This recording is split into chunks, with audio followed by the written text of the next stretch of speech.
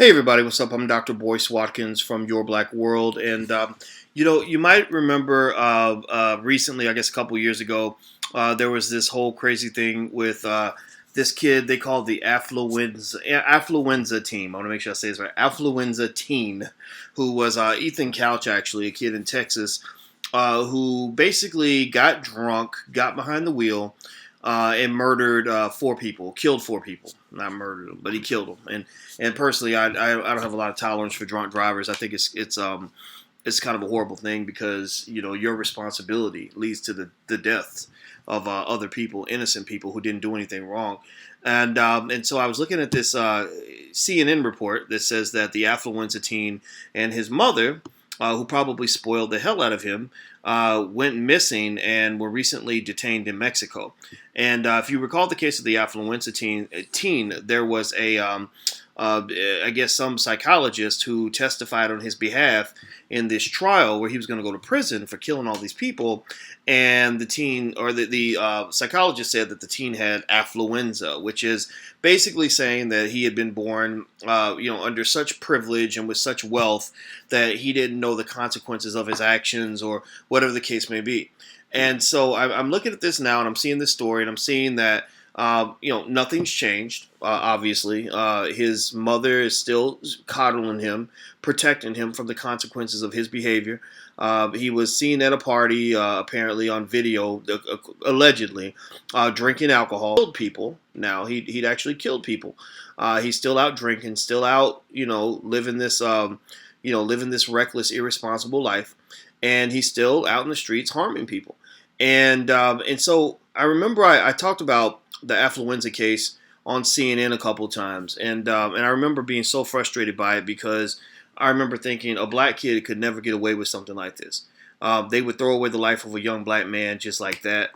They've done it in many cases. A young 17, 18-year-old kid caught with, just a little bit of crack, a little, just a few drugs, no more than you would find on a white kid on a college campus. And they'll put that kid in prison for 20, 30 years. I mean, literally put him in prison until he's an old man. And so to see this kind of happen with this affluenza situation, I thought it was a great case in the sense that it really revealed the glaring disparities that exist in our justice system. It's one of those things that the United Nations has actually defined on many occasions as a significant human rights abuse. In case you don't know, black people, your people, if you're black, if you're watching this, your people are being abused by the system, and the whole world sees it.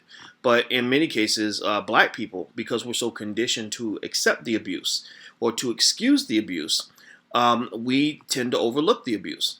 And so the thing is, you know, with cases like this, I think there are a couple things we can learn. One is about the system at large.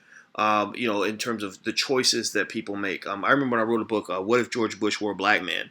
And one of the things I did in the book was an experiment. I said, what if you took a young black male, of average intelligence, who wasn't necessarily a bad person, but got in a little bit of trouble, wasn't the hardest working person, but wasn't the laziest person either.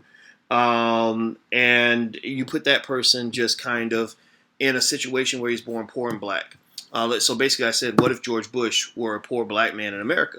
And most statistical indicators say that he never would have been president of the United States, but he also had a very high likelihood of being dead or in prison at some point. And so that's what we're kind of dealing with here, in terms of the system and how the system deals with black people differently from the way it deals with whites, the way it deals with poor people, as opposed to the way it deals with people who have money. The second thing that I'm picking up off this story is not just the racial disparity and the craziness. I mean, I was really angry at this kid when I found out, about one of his friends that he paralyzed in the process of all of this. I thought about parenting, and I thought about how our children are a product of us, whether we like it or not. And what I really see in this situation is what I've seen on many occasions. I see a little boy whose mother is protecting him, and maybe his father's doing something in this too. His father wasn't with them when they ran off to Mexico, but his parents have coddled him to the point where he's become a harm and a menace to society.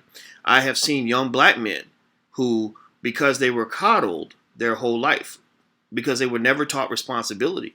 Because their mother always said, "Baby, my baby, you're gonna be all right, baby." And it wasn't his fault. He got locked up because the police are harassing him, and he doesn't have a job. He lives and sleeps on my couch because he can't find a job, and blah blah blah blah. And it drives me crazy because you're not raising your son to be anybody's man. You're not raising him to be anybody's husband, anybody's father, the leader of anybody's household. You're raising a little boy who will go on to probably become a menace to society, or who could easily become a menace to society. So you got to think about how we raise our kids. We can't raise our kids to, to just become assholes. Like, it doesn't make any sense. So raise your sons to be men. I mean, that's one thing I've always been proud of is, in my household, it wasn't perfect, but when I think about my dad, not the sperm donor, but the man who actually raised me, I say, I'm very proud of the fact that we had a house of men. We understand that as a man, there are responsibilities that you have in this world, things you're supposed to do, things you're supposed to stand up for, commitments you're supposed to keep. They come with manhood. And if you see your son not displaying a commitment to learning manhood at an early age, get him around a real man so he can learn how to be a man. Because if you don't, he's just gonna wreak havoc. So anyway, that was it. Those are just the thoughts on my mind. I just came back from dinner and I saw this story and I thought it would be fun to kind of talk about. But anyway, so take care, guys. And by the way, we did start our Millionaires of Tomorrow program. Black Millionaires of Tomorrow. So if you go to blackmillionairesoftomorrow.com, that's a new class I created, or it's part of the program that will basically get your child on the track for financial literacy, wealth building, stuff like that. I think you'll enjoy it. Go check it out. blackmillionairesoftomorrow.com. Until we meet again, please stay strong, be blessed, and be educated. We are gone. Peace.